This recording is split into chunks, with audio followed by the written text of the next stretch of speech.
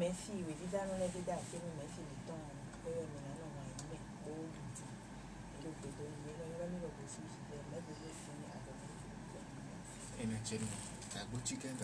lo fini a fonda gwe su toro ki to pro mi toro ma ji fi fori goya e mi ka fo lo ko wa yo no wa ji no wa na bi pro mi to e ba na sule e ba na do nu ye ji le do me ji e ko e no na me nu ye vi vo to bi khiri bon bi fori bo de vo le de lo gan le fe lo fi di no be sin mi ye lo bon do me ji de vo je mi na toro me ji mi su su e na chen me kaka e na chen mi da go ji ka general ka ho bi yo kan ko yo me fonda tata go plus souvent ils sont pas pour me signer donc j'en ai dit après ils sont pas pour me signer donc bon wa les micro wa bon rien c'est bien c'est ça et sonio et les tout bon mi ma pere wa je sais que on tout pour moi on va au tout pour nous au hier teme no plan mi va bon si ça teme no plan mi va bon on les coton qui ont quelqu'un qui a si ça mon coton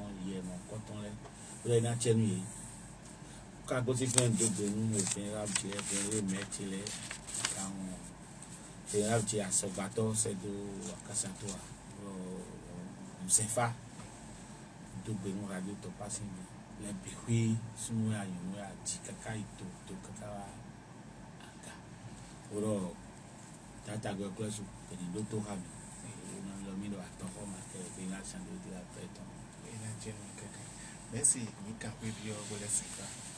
autrefois bodo famo we no fado na che dagbejena hondo titwe mo jena hondo todo mitole do proposi kwegbe le do tenton le ka eton go eton biji de mi dogbon yo de na igbene mo je kan igbon.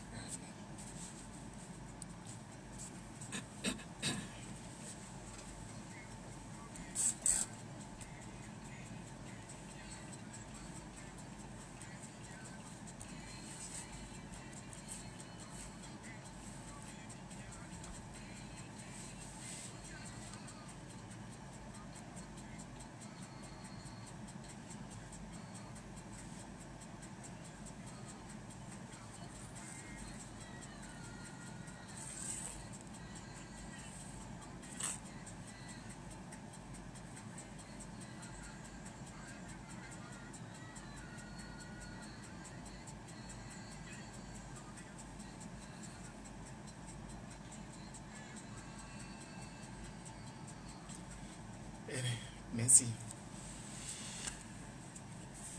Qui crie Tchétoula parle du verbe sacré. Mais bodo ko bodo Tchétoula mo me ci be a jide. Et de l'autre côté, lorsqu'on dit au commencement, c'était la parole était avec Dieu, la parole s'est fait chair, la parole est devenue Dieu. Dans notre tradition, c'est Tchétoula qui a parlé ainsi. Bon, doit pas dire que bon de me dire bi be mais ko be kaka so di do mi de confio mi la tro me ci lo ko jen Tchétoula balame. Tché qui veut dire réaliser et Toula qui veut dire verbe. Tché e khodo de ben Toula biero tché e no beji e wati tché me bon guyon e bidole. Alors Tchétoula dit, lorsque le ciel parle, la terre obéit. Et lorsque la terre parle, le ciel aussi obéit. Tchétoula do beji oui bon e kumba e do hole yo ti no conscient e no sekperi mo tché e ti ko se de do su do ho e kumba no sekperi ne. Il ajoute, lorsque le perroquet entonne, il chante. Bon, mina le tout le ti tu pa mi te to ye ndo ji e on le bona do hole yo ran ti e no ti. Et lorsqu'il plaît aux chiens d'aboyer, il hurle. Le bon do ji e jelo tu ku le bona ho mina to ji ro ho bon ta kwa. Je dis ça pour les sages, mes parents qui veulent que nous ne sortions pas un tel pouvoir pour la population et que cette dernière risque de ne plus respecter. Je le dis pour pouvoir vous réveiller afin que vous écoutiez cette émission.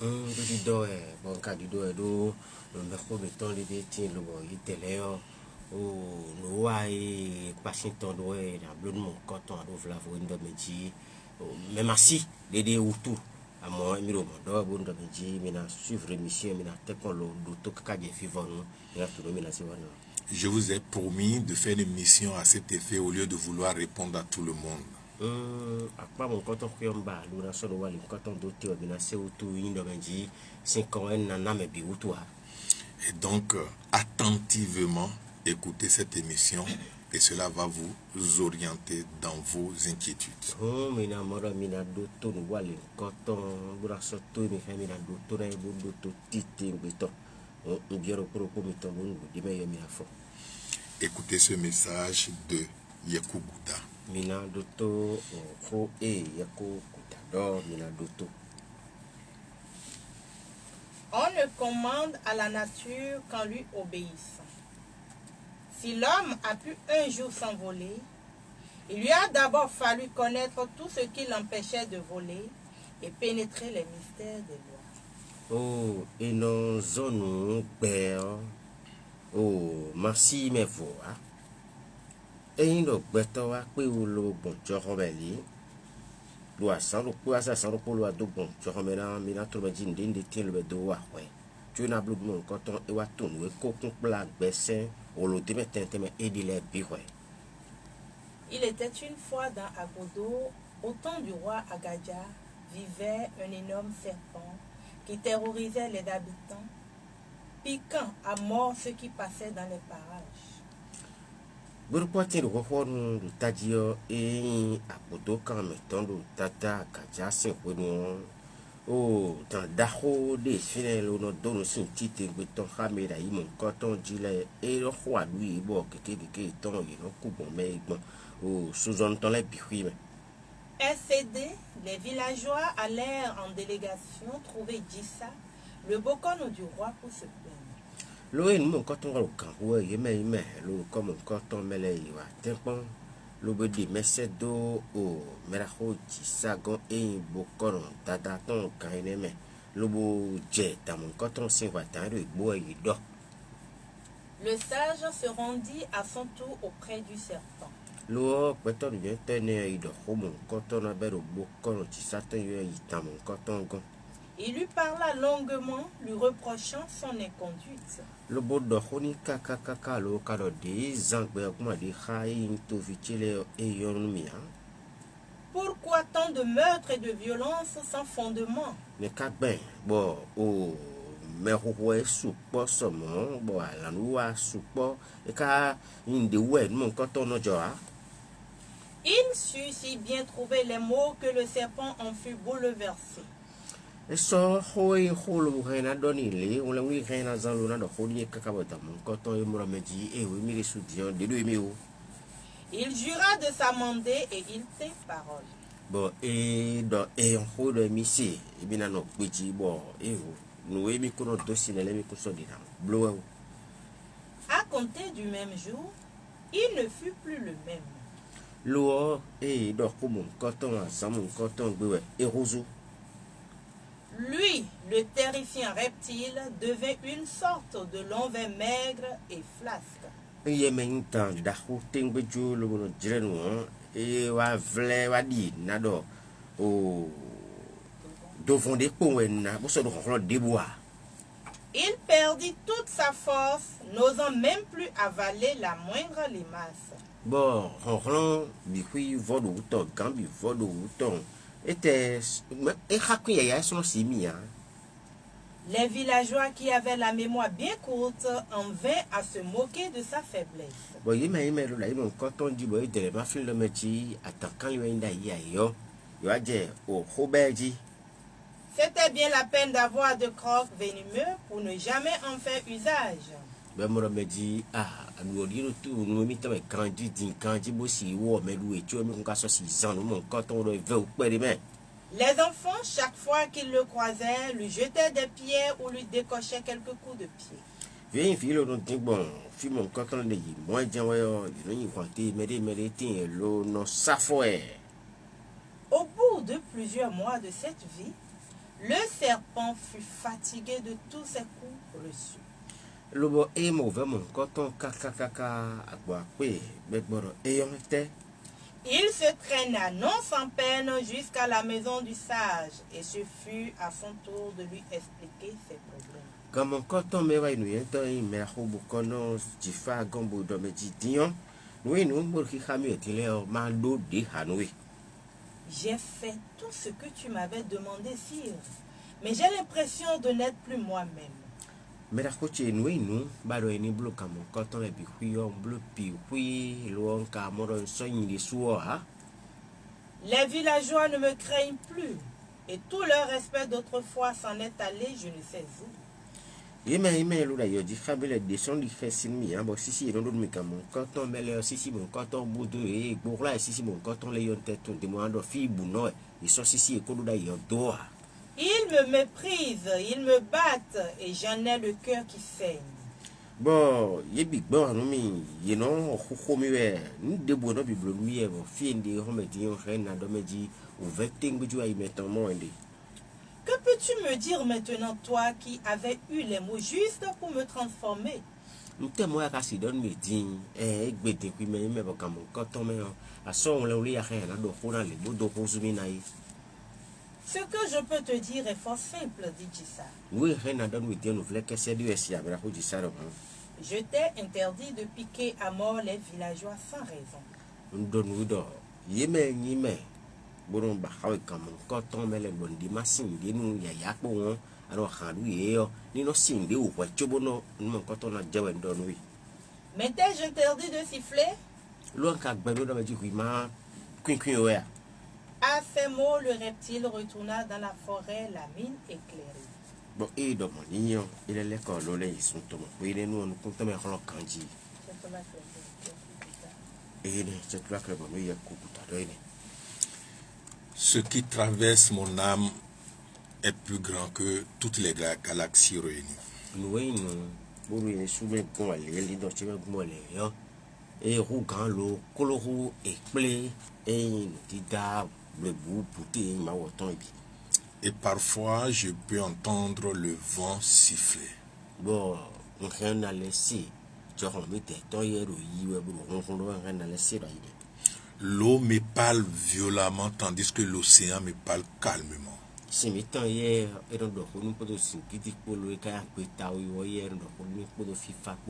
Et raison pour laquelle je sais écouter la nature. Mon obéissance envers celle-ci est beaucoup plus grande que ce que je pouvais apprendre des hommes.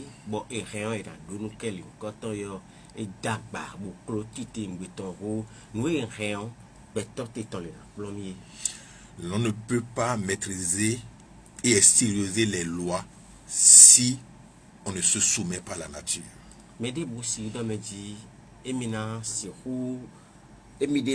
On a ces 6 teme bonye de sous le batona tourner ma si personne et tient l'air. L'homme, avant de sonder l'océan, a appris d'abord à couler dans celui-ci. John de me dit beto et mi léo et là c'est retourné à Pétao léo et t'es bon le biome au point. Certains ont péri, mais d'autres ont survécu. Mais des tiens le bois bébé mais était tourné yo il coup bon mais des tiens le doudou de Dieu le temps. Ceux qui ont survécu ont appris de ceux qui ont péri et aujourd'hui on peut véritablement sonder l'océan. Mais le bois était là il peut le temps là il temps il met le timele mais voir bon tiens rien et na tout oui nous le nya Pétao mon quand on rien là il nous veut fin. Naturellement, lorsque vous jetez un objet lourd en haut, il revient par terre.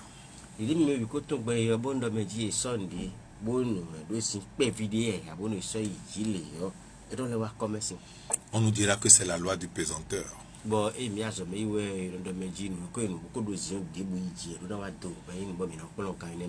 Mais l'avion est quand même beaucoup plus lourd, mais il peut quand même rester en haut.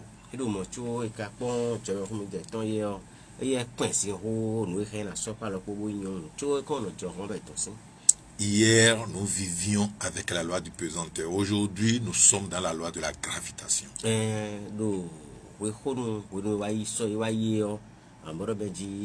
oh nous mo je nous mon coton mi so lo dura so na wa na e gbedian pe o bete sin ni wa mi so bo dura so na. Et plus tard, nous allons nous envoler avec la loi aérodynamique. Bon, et mi na bio jo me bo so le sin jo ho mi ton lo ton li. Chers vénérables, chers parents, nous n'invitons pas la population pour leur remettre un pouvoir qu'ils ne peuvent pas maîtriser. Oh, si di khatile totile endo menji mido. Oh, to vi le dabo ndo menji ron imasi hu ren yona ibenja. Nous avons mis du temps, nous les avons préparés et c'est ceux qui méritent ce que nous sommes prêts à faire qui seront là. Ni so ko ndote lobo plon menele lobo da menele do hagaji me khami na dai do bo me si ko da chelo yin mo ko ton bo he odi da fen pe me na je ngbe je kan gbe yo yitelewe na mo ko ton. Et faites-nous confiance, nous aurons les mots justes pour transmettre ce qu'il faut. Bon mi quelqu'un bo de ti do mi o do mi na te pon bo de me mi si hu no bo blo be nwe ren e de na si jon e na si. Nous ne pouvons quand même pas laisser ceux qui ont accepté d'être fruits amers de continuer à servir sans raison.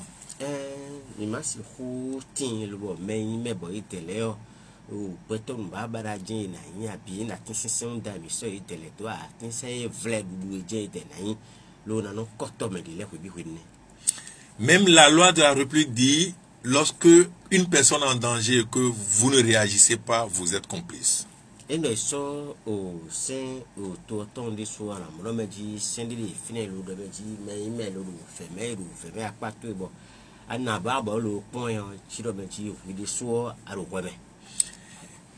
un maître que je respecte dit, lorsque les sages ne font rien, ils jouent le rôle de mal. Merci d'accord de voter le midi et nous bientôt de finir le maro ndi wa yo on pas mon coton huyo et chi nous vlasi do pone. Nous voulons tout simplement demander à ces assaillants de revoir leur stratégie d'embêtement. Mais jan do pono o akaso hoto enele do medi yen le pon o nous wa aider pour le bio aider mais ceux-là qui il y a des moments retestent leur pouvoir sur des individus pour voir si il y a encore de la vitalité dans leur pouvoir. Mais il y a kaka le bon on dit je no do medi mi hemina da ro mon coton pon mi na do pon do medi e ka po beton do ya ji yo ite wo bi na. Je dis ça parce que je connais le système. Parce que Yekou Gouda dit avant que l'homme ne puisse s'envoler, il a d'abord étudié ce qui l'empêche de s'envoler.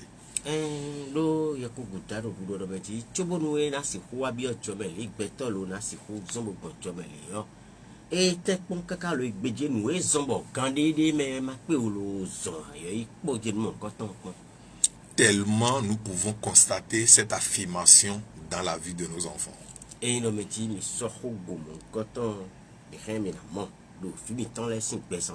Un enfant avant de courir tombe encore et encore et encore, maîtrise correctement ce qui est dans le fait de tomber et un jour il devient plus que Youssombol. Et sauf que tant les nous de 21 ans de son réunion et na jai kaka hagari ti chora c'est quoi di son jo son di to hena ka zo kaka lona ka ho zo kanto ni lai sel bato na kan oui. Lors d'une cérémonie nocturne dans un pays de Afrique, j'ai vu des gens, c'est-à-dire on fait la démonstration de pouvoir et on peut envoûter son prochain pour voir si son pouvoir a de la taille. Mais bijifié le bois pas mon coton que na gelé à bon ou les yo oh mon bon pétrole et d'agbon les yo et moi me dit là mon mi ton d'agbon me dit photo d'agbon ou la pour me dit mener et quand il non bois dit mon coton. Et lors de la cérémonie n'importe qui ne sort pas la nuit. Bon adon mon coton si nado nous wa mon coton si il va me debout et là il me dit jampo nado me dit jampo no tomoro wa tout. Moi, je n'étais pas préparé, mais dans mes recherches, je suis tombé dans une telle cérémonie. Mais bon, n'a pas dit que son nom, coton, alors nous te bibaché signe famille. Et quand vous rencontrez des gens, c'est de talisman de la tête jusqu'aux pieds.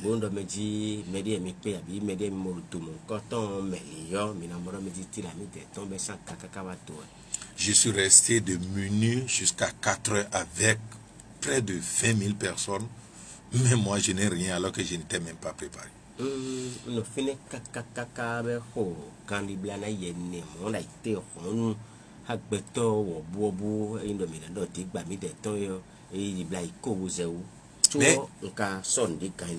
Et si c'était vous, ou si c'était quelqu'un de léger, je crois qu'il serait embêté.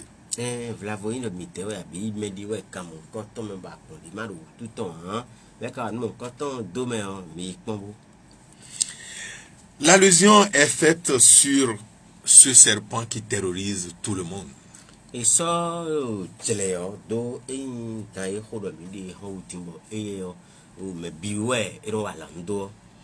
Personne ne résistait à ces morsures.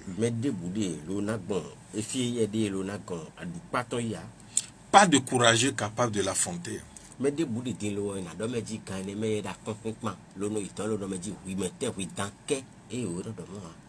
les villageois ont eu le réflexe qu'il faut pour aller voir le grand bokono du roi Djissa.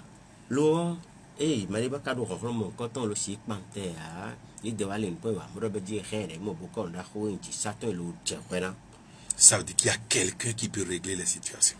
Il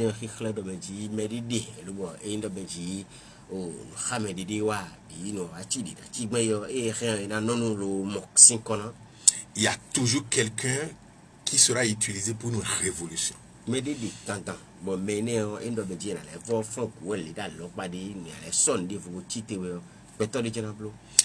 Et lorsque à un moment donné cette personne parle, on lui obéit.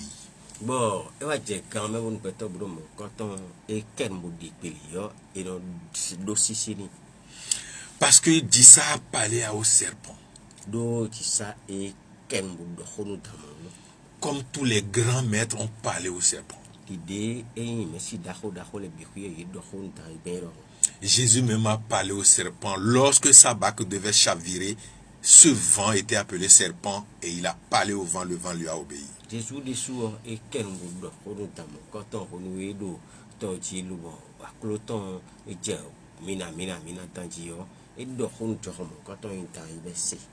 Mais n'importe qui, le serpent ne peut obéir à n'importe qui.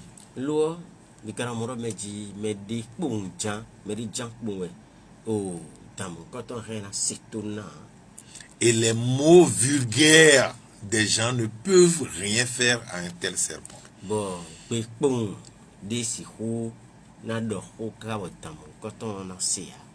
Ça veut dire que votre état de conscience transforme votre verbe et votre verbe peut agir facilement sur les éléments de la nature.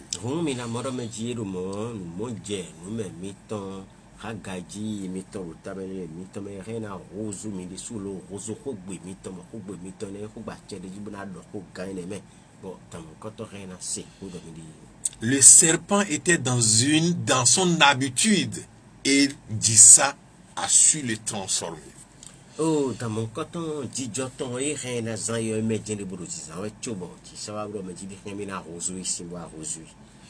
Comme vous autres aussi qui aimez faire du mal, on peut désormais vous pousser à goûter le jus de l'amour.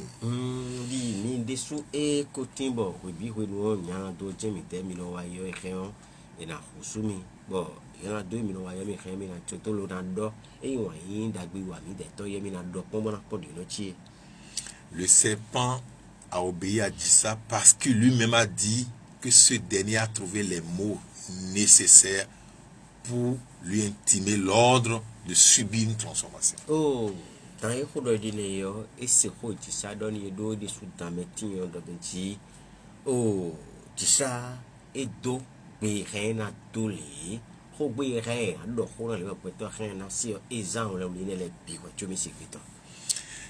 Ce n'est pas pour fusiller les gens que les policiers portent leur arme.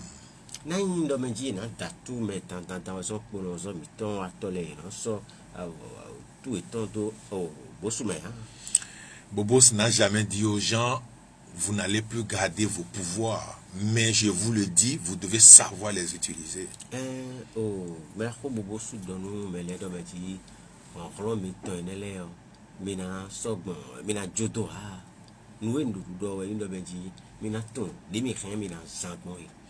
N'ayez pas peur si vous voulez assister à la cérémonie, parce que vos pouvoirs ne seront pas détruits. Mais vous allez prendre conscience de leur utilisation.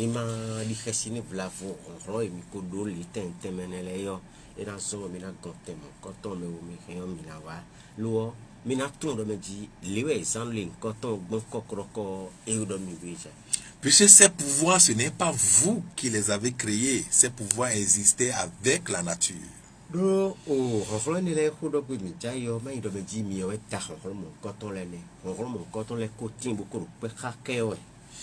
Mais quelqu'un a dit, science sans conscience n'est que ruine de l'âme.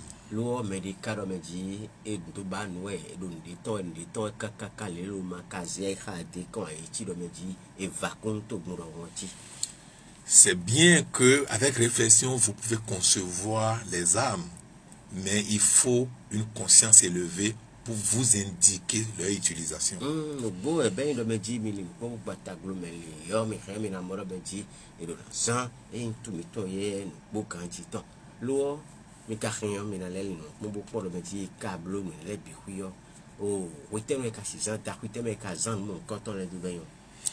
Je sais que vous êtes fort, mais vous ne tuez pas les moustiques avec un marteau.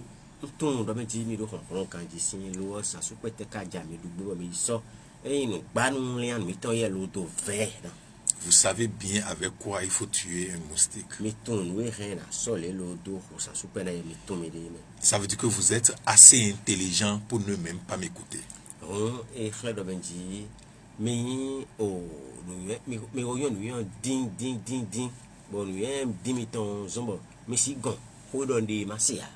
Et la population encore plus intelligente pour ne pas se moquer de vous une fois être blindé.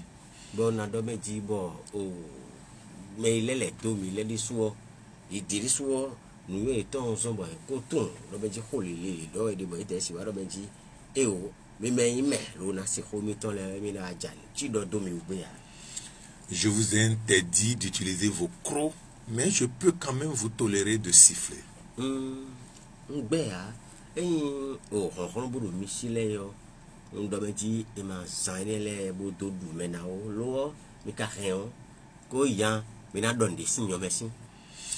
Les gens vont toujours vous craindre lorsque vous utilisez consciemment votre pouvoir.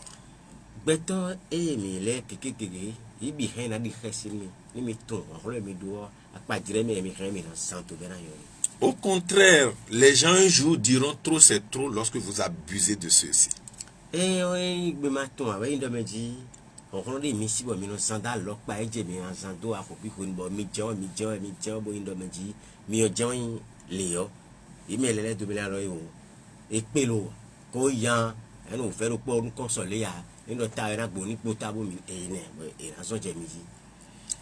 Chaque chose doit sortir en son temps.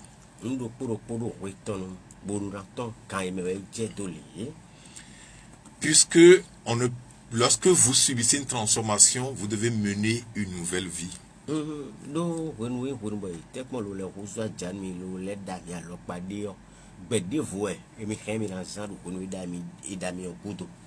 Bien sûr que certains n'auront plus leur proie, mais ils vont chercher des proies à leur image plus tard.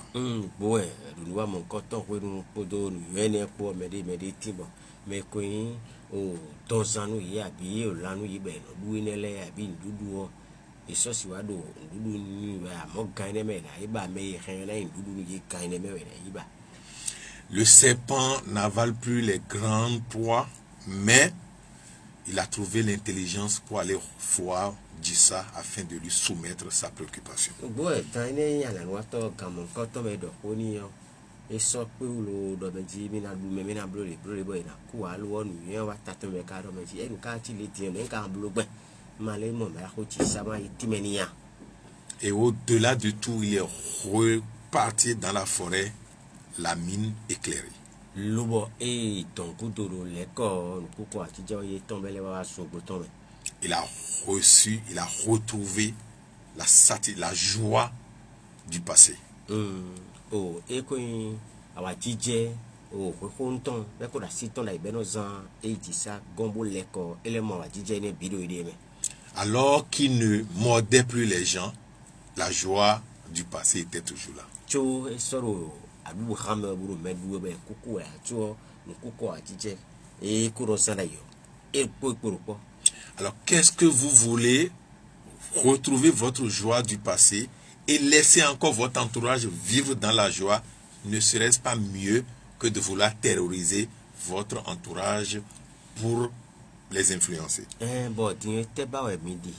Mina mo wa jije mi ton koko mi ko do dai be na ko xaru ko mi ton.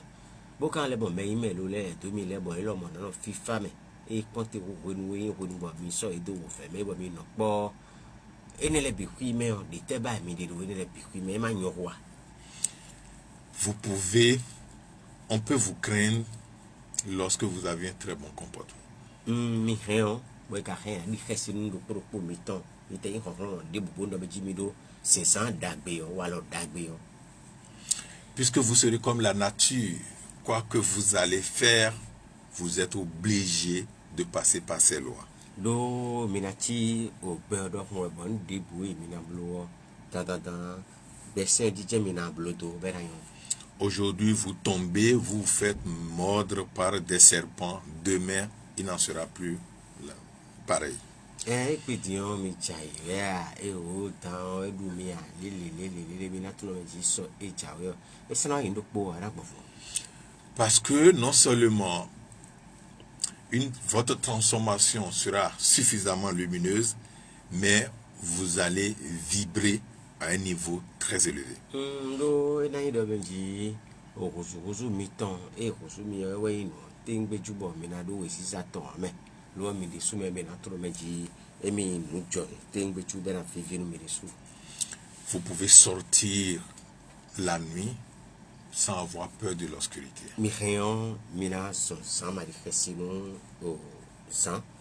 Parce que vous aurez de quoi vous éclairer le chemin.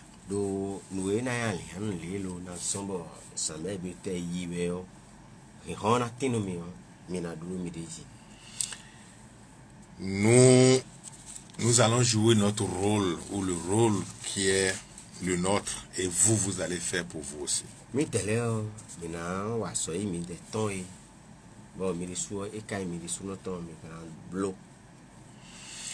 vous inquiétez pas, nous ne sommes pas là pour amener la population à quelque chose qui les dépasse.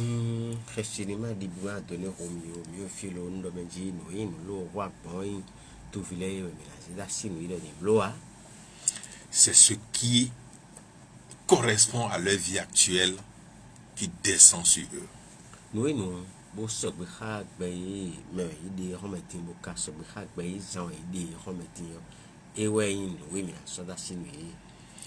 Nous invitons chacun à être responsable et je crois que l'équilibre parfait sera réalisé.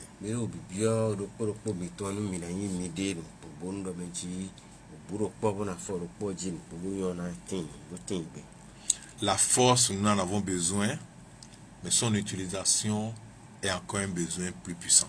Nous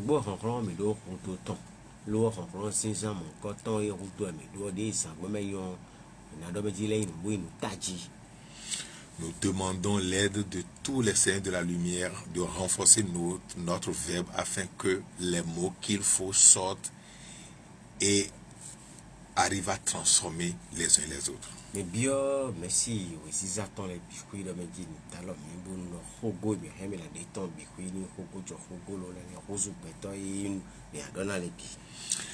Par cette transformation, on va aider notre pays et par ricochet notre continent.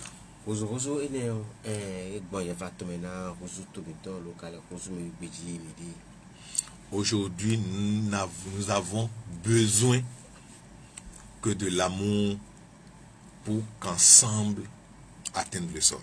Et puis disons, Rodoin ou un ton et don beau pour la sécurité pour no kakawa so vivant.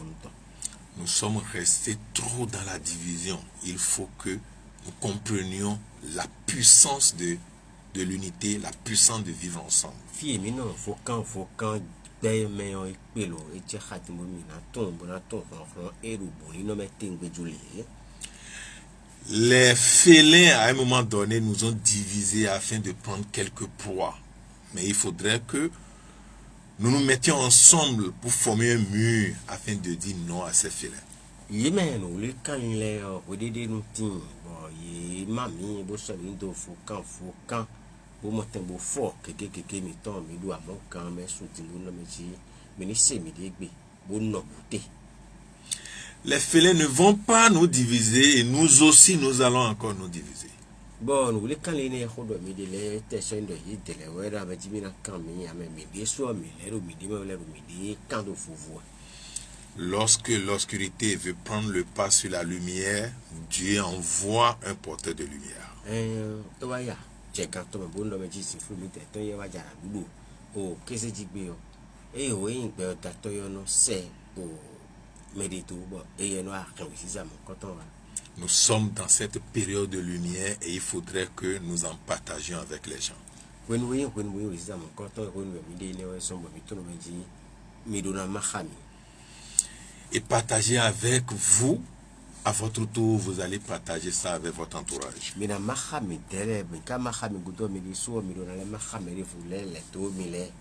À vous de dire autour de vous qu'il y a une conférence dont tout le monde est invité.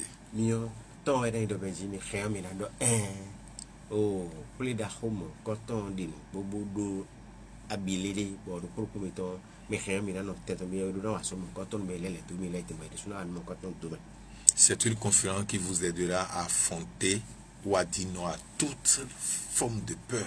Je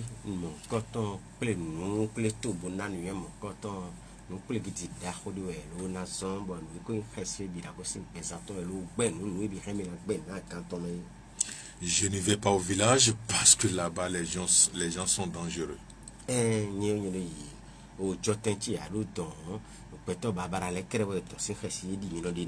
Du calme, tu iras dans ton village et tu pouvais marcher pieds nus partout dans tes maisons.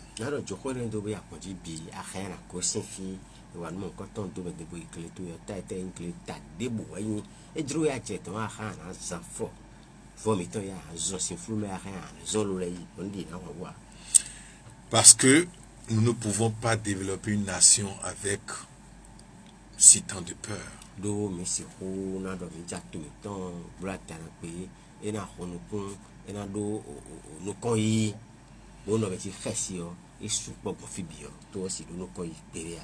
Il est dit qu'il n'y a que de richesse que d'hommes, mais si vous avez que des peureux, je ne vois pas en quoi ils vont servir à la richesse.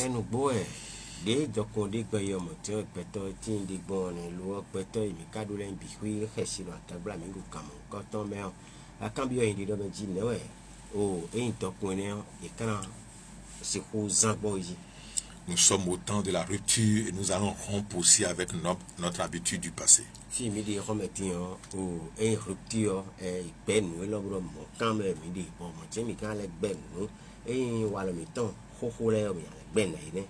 Si vous faites les mêmes choses, vous aurez les mêmes résultats. Alors autant changer pour espérer un changement.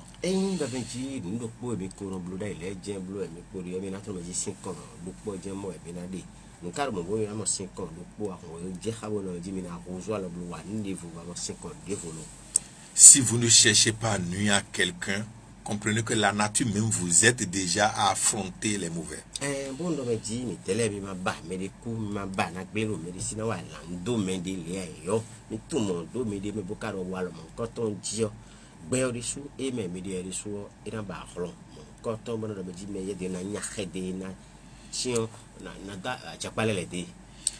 Au moment où certains pouvoirs on les fabriquait. Il n'y avait pas de portable dans les poches de nos ancêtres.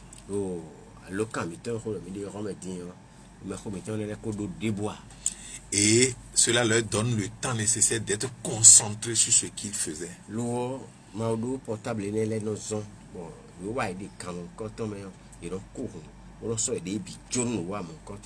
Aujourd'hui, les portables, ceci et cela, beaucoup de choses influencent déjà le travail de l'esprit.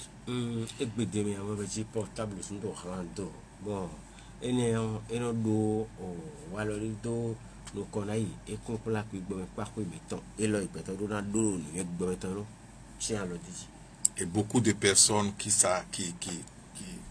font du mal, aujourd'hui les portables aussi arrivent à leur prendre du temps.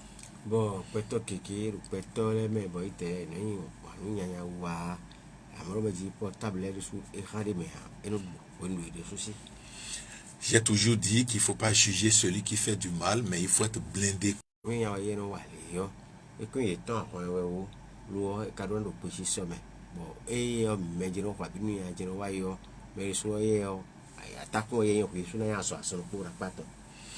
Un beau matin, toute la famille était allée voir mon grand-père pour dire qu'il y a trop de choses. Il m'a étonné et continue de m'étonner.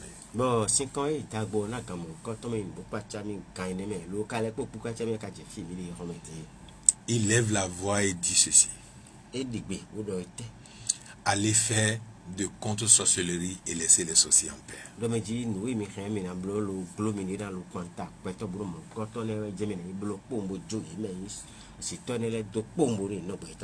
Alors, chère population, sortez massivement, vous faites blinder et vous allez laisser les sorciers en paix pour évoluer.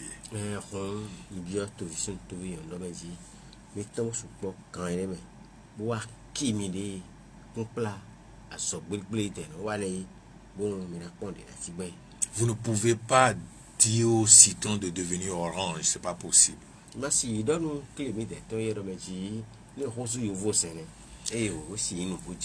Mais vous pouvez quand même être orange et avoir le goût de l'ananas.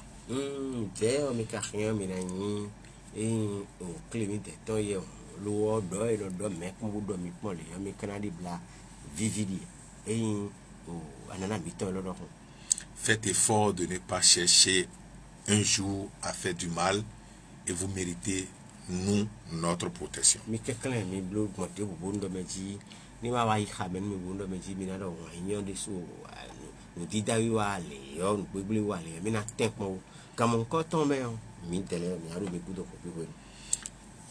Ceux qui sont encore en arrière, hâtez-vous déjà de vous inscrire, d'avoir votre balai sous votre lit dès maintenant.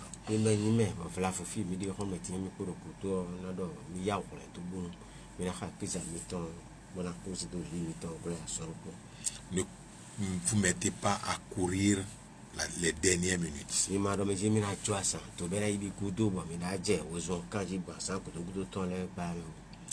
Puisque si déjà les sages pensent que c'est un lourd pouvoir, il faut vous en profiter.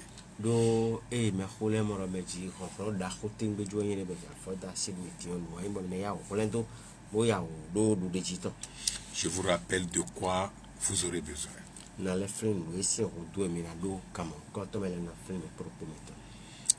Un balai conçu pour une telle cérémonie.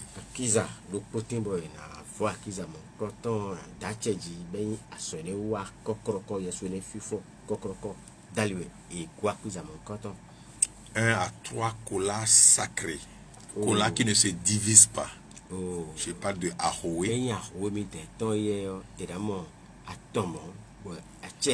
Au plus 3.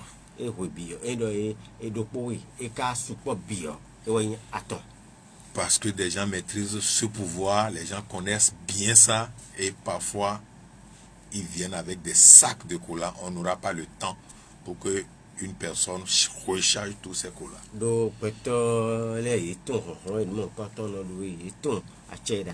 Venez avec un peu de mil, et pour ceux qui pensent qu'ils ne consomment pas, le tout ne sera pas de consommer. On peut aussi passer au niveau de la paume des plantes.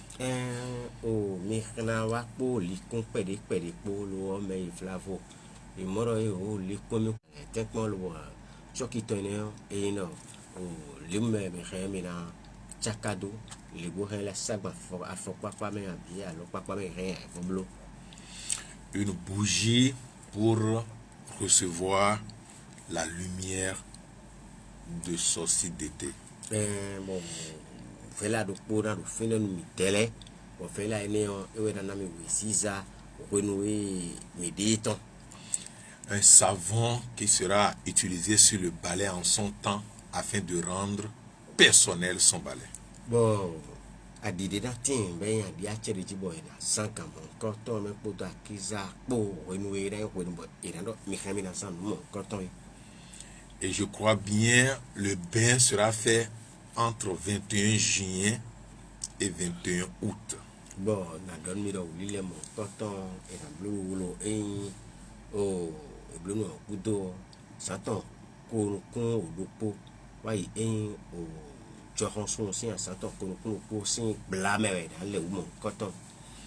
J'ai dit ici, lorsque vous avez votre balai dans votre chambre, il peut protéger toute la chambre. Mais lorsque les enfants sont sortis, le balai ne peut pas plus agir sur eux dehors.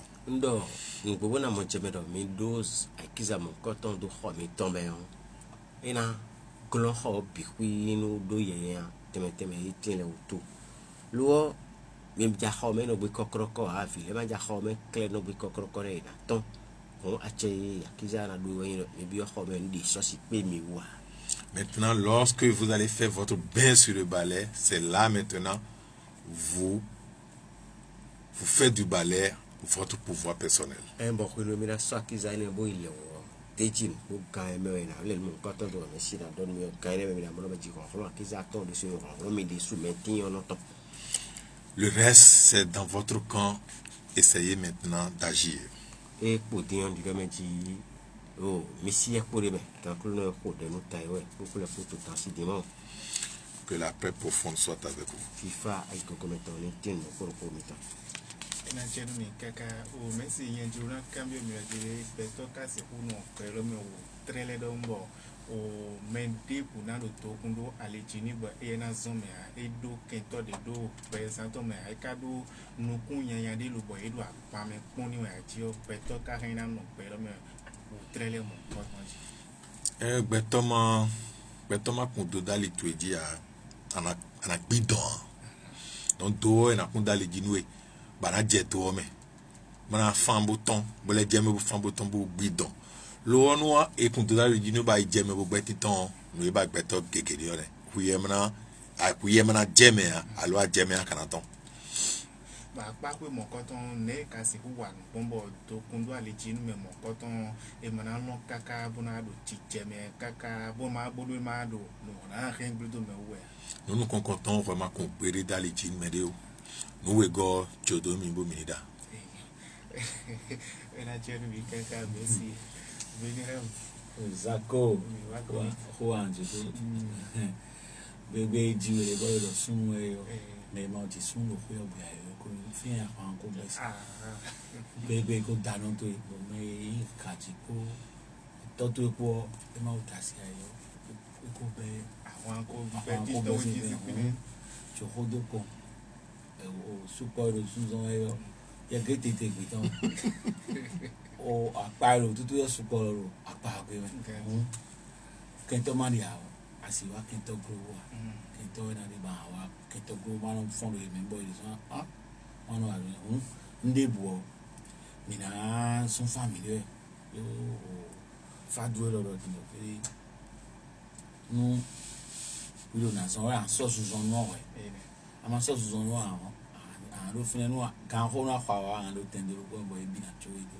na ka so su zon no o so zon ya na son high day son boy yo a bulo ko allergy ne o zombo merci donc pour le travail que et bini ton o me na kaka je kan lo me de me ma o kiza yo ni ja o bouton kiza gri mo ko santon globo asiza teme la kiza me na ko chicha do chito o mi pondion dans blewa no lo bu blewa bleu bo ai je ko ton bo kono lo mi wa di yo chomele to o je e ka ju edo e jo edo ne e wa to do ton le je kwa ndeji ni e su mo pon we pe me yo e le no hui yo ina no hui do to ye ka no hui ni jo to ka le fond tout temps a ko e du da Yesu e ni e no di ni ene avant merci de oui ma on to no me de a ko e du da yo e su e ni pe le me fio yo wa mi yo bi hui yo ko le ton de una wa mi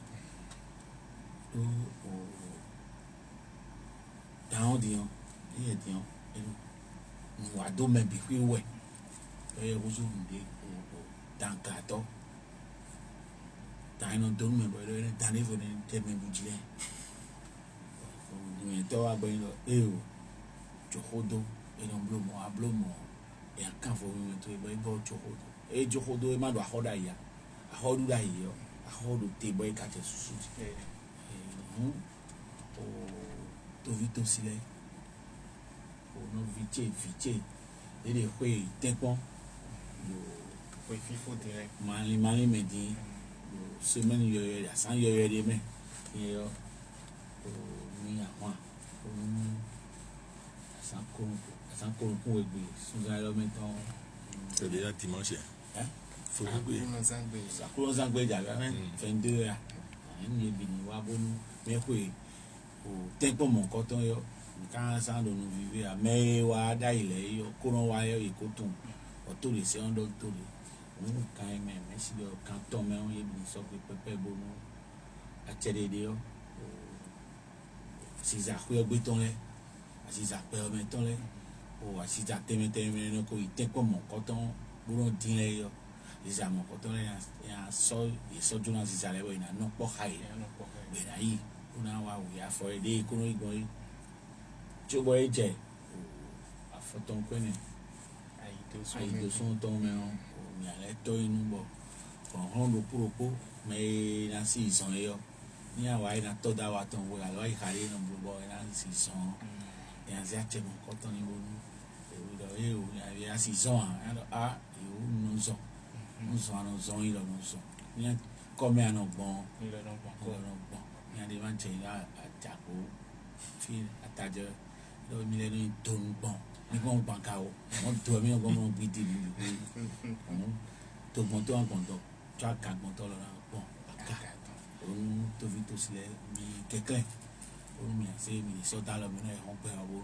e ti gbon ni o mi na mo be mai lo e ma blo ai we son alo ma wa ai we son ni ma wa imo e kan wa imo me dia ali ona mo me bi amo ponpo hon de na do ai khai na mo ona wa te mo ko to me yo o bona azon yo e na ko de wa ndo be to mi tole e na chen mi ka kai chiro me ro por fune pelumbo mi ai don me ro kanu allo mi fonda gbe mi se izonu gba mi mo mi ton pere mi yi pe nu mi famo e na che